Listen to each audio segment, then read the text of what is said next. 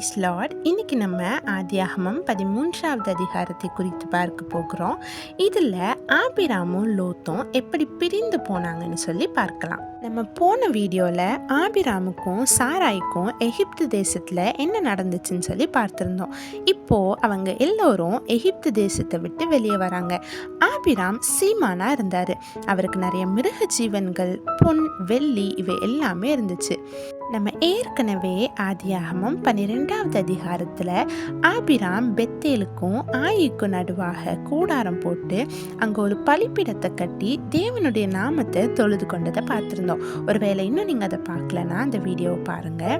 அப்போது மறுபடியும் ஆபிராம் எகிப்திலிருந்து புறப்பட்டு அதே பெத்தேலுக்கும் ஆயிக்கும் நடுவாக அவர் முதல்ல கூடாரம் போட்டு பலிப்பீடம் கட்டின அந்த இடத்துக்கு போய் கர்த்தருடைய நாமத்தை தொழுது கொண்டார். ஆபிராம் கூட இருந்த லோத்துக்கும் நிறைய ஆடு மாடுகளும் கூடாரங்களும் இருந்துச்சு. அவங்க ஒன்னா குடி இருக்கிறதுக்கு அந்த பூமி அவங்கள தாங்க கூடாம இருந்துச்சு. ஆபிராமுடைய மந்தை மேய்ப்பருக்கும் லோத்தினுடைய மந்தை மேய்ப்பருக்கும் வாக்குவாதம் உண்டாச்சு. அப்போ ஆபிராம் லோத்தை பார்த்து, எனக்கும் உனக்கும் என் மந்தை மேய்ப்பருக்கும் உன் மந்தை மேய்ப்பருக்கும் வாக்குவாதம் வேண்டாம், நம்ம எல்லோரும் சகோதரர், இந்த தேசம் எல்லாம் உனக்கு முன்பாக இருக்கிறது, நீ என்னை விட்டு பிரிந்து போகலாம், நீ இடதுபுறம் போனா நான் வலதுபுறம் போறேன், நீ வலதுபுறம் போனா நான் இடதுபுறம் போறேன்னு சொல்றார்.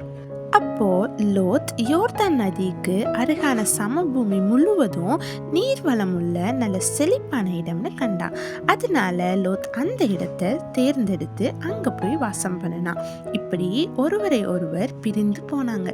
ஆபிராம் கானான் தேசத்துல குடியிருந்தான். லோத் சோதமுக்கு நேராக கூடாரம் போட்டு அங்க குடியிருந்தான். சோதம் ஜனங்கள் பொல்லாதவர்களும் கர்த்தருக்கு முன்பாக மகா பாவிகளுமா இருந்தாங்க.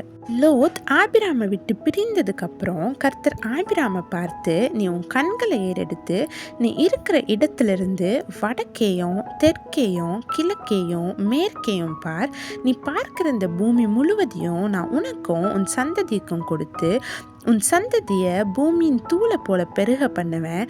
ஒருவன் பூமியின் தூளை என்ன கூடுமானா உன் சந்ததியும் என்னப்படும்.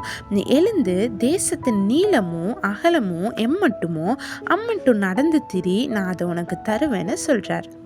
அப்போ ஆபிராம் எப்ரோன்ல இருக்கும் மம்ரோயின் சமபூமியில சேர்ந்து அங்க குடியிருந்து கர்த்தருக்கு ஒரு பலிப்பீடத்தை கட்டினான்.